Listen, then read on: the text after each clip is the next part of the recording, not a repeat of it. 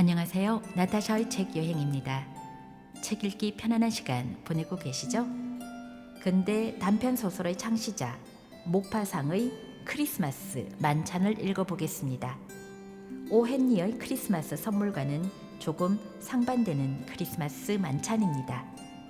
여러분들도 행복하고 충만한 크리스마스 만찬을 즐기시길 바랍니다.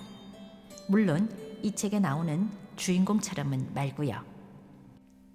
크리스마스 만찬, 크리스마스 만찬, 크리스마스 만찬.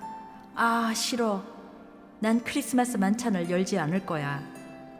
뚱뚱한 앙리 땅벌리애가 비열한 짓거리라도 제안받은 것처럼 성난 목소리로 말했다. 그러자 다른 사람들이 웃으면서 외쳤다. 자네 왜 그렇게 화를 내나? 그가 대답했다. 크리스마스 만찬 때문에 지독히도 골탕을 먹었기 때문이야. 덕분에 나는 어리석은 즐거움이 넘쳐나는 바보 같은 크리스마스 밤에 대해 극복할 수 없는 공포를 갖게 되었지. 대체 무슨 일이 있었는데? 무슨 일이 있었느냐고? 자네들 그걸 알고 싶나? 그렇다면 내 이야기를 들어보게나.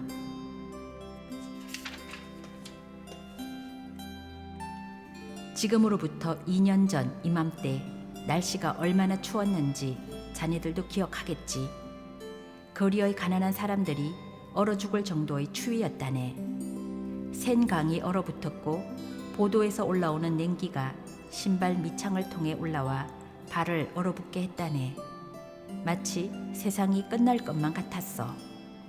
그때 나는 해야 할 중요한 일거리가 있었고 내 집 식탁 앞에서 편안히 밤을 보내고 싶어서 크리스마스 만찬 초대를 모두 거절했다네. 혼자 저녁을 먹었고 그런 다음 일을 시작했지. 하지만 밤 10시경 파리 시내를 거니는 즐거움이, 거리에서 나는 시끌벅적한 소음이 기어코 나에게 와닿았다네. 이웃들이 밤참을 준비하는 소리도 벽들을 통해 들려와 내 마음을 흔들었고 말이야. 내가 무엇을 하는지 더 이상 알 수 없었다네. 나는 어리석은 말들을 종이에 적고 있었지. 이었고 그런 날 밤에는 무슨 일을 해내겠다는 희망을 포기해야 한다는 사실을 깨달았다네. 나는 방안을 조금 걸었네. 그러다가 자리에 앉았고 다시 일어났지. 확실히 나는 바깥의 즐거운 분위기에 영향을 받고 있었어. 결국 나는 굴복했지. 나는 배를 눌러 하녀를 불러서는 이렇게 말했다네. 앙젤, 가서 밤참 2인분을 사다 줘요. 굴, 차가운 자고새 고기, 가재 요리, 햄, 케이크를요. 샴페인도 2병 갖다 줘요. 그것으로 식탁을 차린 뒤에 가서 자요. 하녀는 조금 놀라면서 내 지시를 따랐다네. 밤참이 준비되자 나는 외투를 걸치고 밖으로 나갔어. 풀어야 할 큰 숙제가 하나 남아 있었거든. 크리스마스 만찬을 함께할 사람 말이야. 내 여자친구들은 이곳 저곳에 이미 초대를 받은 상황이었지. 그들 중 한 명과 함께 만찬을 들려면 진작 약속을 해야 했어. 이왕 이렇게 된 김에 선행을 베풀자는 데 생각이 미쳤다네. 나는 속으로 생각했어. 파리에는 시간은 있지만 크리스마스 만찬을 들지 못하는 가난하고 예쁜 아가씨들이 차고 넘치지. 그 아가씨들이 후한 남자를 찾아 거리를 헤매고 있어. 그 불우한 아가씨들 중 하나의 크리스마스 구세주가 되어주자. 거리를 어설렁거리다가 활락가로 들어가 내 마음대로 질문하고 사냥하고 선택할 생각이었네. 이었고 나는 도시를 편력하기 시작했지. 인연을 찾는 가난한 아가씨들을 많이 만났다네. 하지만 그 아가씨들은 입맛이 떨어질 정도로 못생겼거나 걸음을 멈추는 즉시 얼어 죽을 것처럼 야윈 여자들이었지. 자네들도 알다시피 나에겐 약점이 하나 있네. 나는 몸이 실한 여자를 좋아해. 여자가 포동포동할수록 더 좋아한다네. 몸매가 풍만한 여자를 보면 이성을 잃지. 갑자기 바리에떼 극장 맞은편에서 내 마음에 드는 윤곽 하나가 눈에 들어왔다네. 머리, 앞모습, 불룩한 가슴이 매우 아름다웠고 엉덩이는 놀라울 정도였다네. 배는 마치 거위처럼 기름지고 말이야. 그 모습을 본 나는 전율을 느끼며 이렇게 중얼거렸다네. 제기를 아름다운 아가씨야.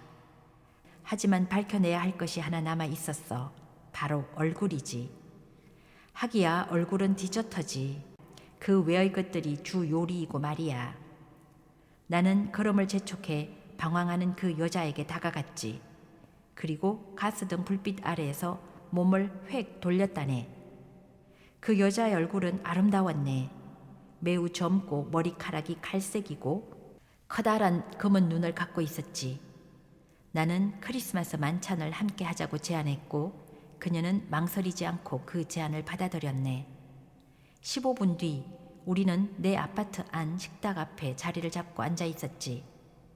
그녀는 안으로 들어오면서 이렇게 말했네. 아, 여기 아주 좋네요. 그리고 몹시 추운 날 밤에 훌륭한 식탁과 숙소를 갖게 되어 눈에 띄게 만족한 표정으로 주변을 둘러보더군. 그녀는 멋졌고 너무나 예뻐서 깜짝 놀랄 정도였고 심장이 황홀해질 정도로 풍만한 몸매를 갖고 있었다네. 그녀는 모자와 외투를 벗고 의자에 앉아 밤참을 먹기 시작했네. 하지만 표정은 그리 활기차 보이지 않더군. 조금 창백한 그녀의 얼굴이 감춰둔 슬픔에 고통받는 것처럼 이따금씩 동요했다네. 나는 그녀에게 물었네. 무슨 걱정거리라도 있어요? 그녀가 대답했다네. 아, 괜찮아요. 전부 잊어버리죠 뭐. 그리고 그녀는 술을 마시기 시작했네. 샴페인 잔을 단숨에 비우더니 다시 채우고 쉬지도 않고 또 한 번 비웠어. 얼마 지나지 않아 그녀의 얼굴이 조금 붉어졌고 그녀는 웃기 시작했다네. 그녀의 입술에 입을 맞출 때 이미 그녀가 매우 마음에 들었다네. 그녀가 거리의 다른 여자들처럼 바보도 아니고 조속하지도 않고 천박하지도 않다는 것을 알 수 있었어. 나는 그녀가 살아온 이야기를 자세히 물었지. 그러자 그녀가 대답했네. 이봐요. 그건 당신과 상관없는 일이잖아요. 맙소사. 그리고 1시간 뒤 마침내 잠자리에 들 순간이 되었고 난로 앞에 차렸던 식탁을 내가 치우는 동안 그녀는 재빨리 옷을 벗고 이불 속으로 미끄러져 들어갔다네. 이웃들이 미추광이처럼 웃고 노래하며 지독히도 소란을 피우고 있었네. 나는 속으로 이렇게 생각했지. 이 예쁜 아가씨를 찾아서 데려온 건 정말 잘한 일이야. 이런 상황에선 어차피 일을 할 수 없었을 거야. 바로 그때 깊은 신음소리가 나서 나는 뒤를 돌아봤다네. 내가 물었지. 당신 왜 그래요? 그녀는 대답하지 않았네. 끔찍한 고통에 시달리기라도 하듯 고통스러운 한숨 소리를 계속 토해낼 뿐이었어. 내가 다시 물었네. 몸이 불편해요? 그때 그녀가 갑자기 찢어질 듯한 비명을 질렀다네. 나는 손에 초를 들고 달려갔지.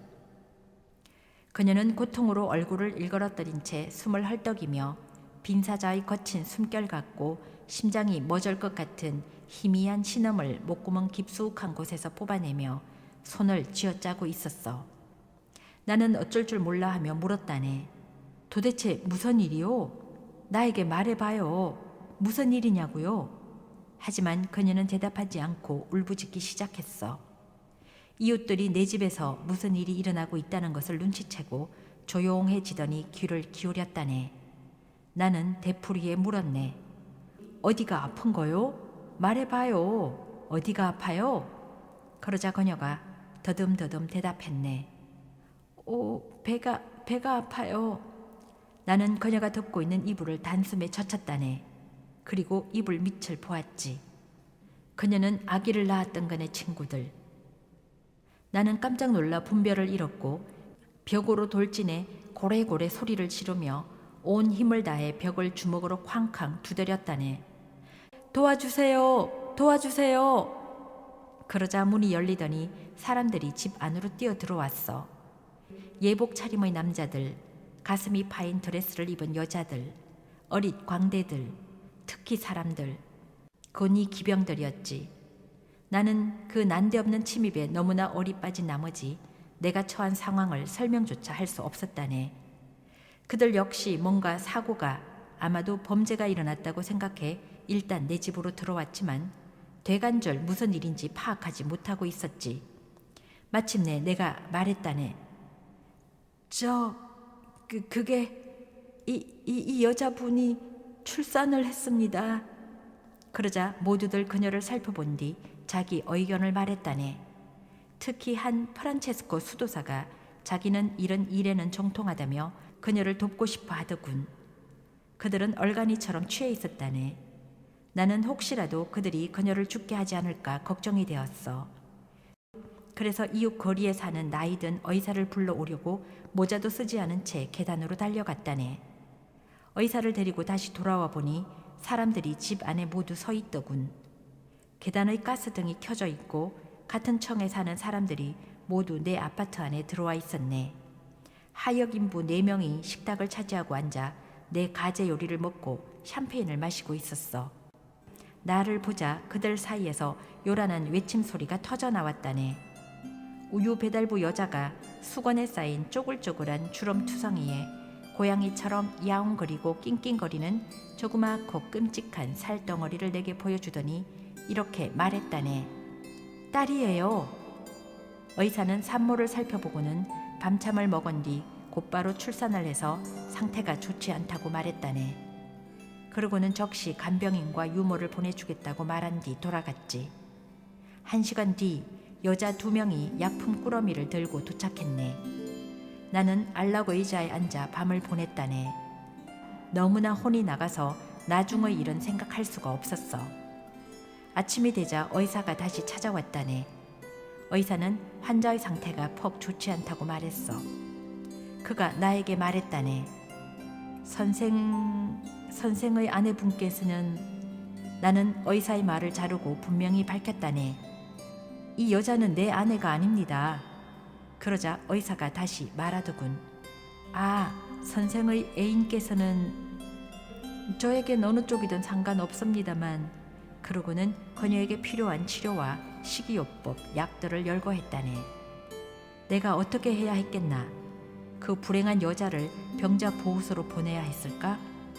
만약 그랬다면 그 건물에 사는 모든 사람들에게, 그 구역의 모든 사람들에게 비열한 남자 취급을 받았을 거야. 나는 그 여자를 돌보았네. 그녀는 6주 동안 내 침대에서 지냈어. 아기? 푸아시아의 농부들에게 보냈지. 지금도 한 달에 50프랑씩 들어간다네. 애초에 돈을 지불했기 때문에 죽을 때까지 내가 그 비용을 지불해야 해. 나중에 그 아기는 나를 자기 아버지로 생각하겠지. 하지만 내 불행이 절정에 달한 것은 그 여자가 병에서 회복한 뒤였네. 그녀가 그동안 나를 사랑하게 된 거야. 그녀는, 그 매춘부는 나를 필사적으로 사랑했다네.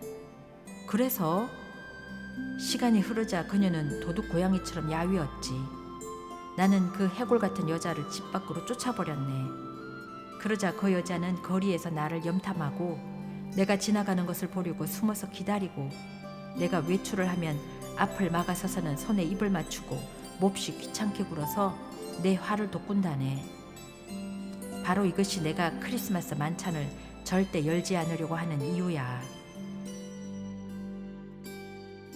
지금까지 나타샤의 책 여행이었습니다. 여러분들도 메리 크리스마스 되세요.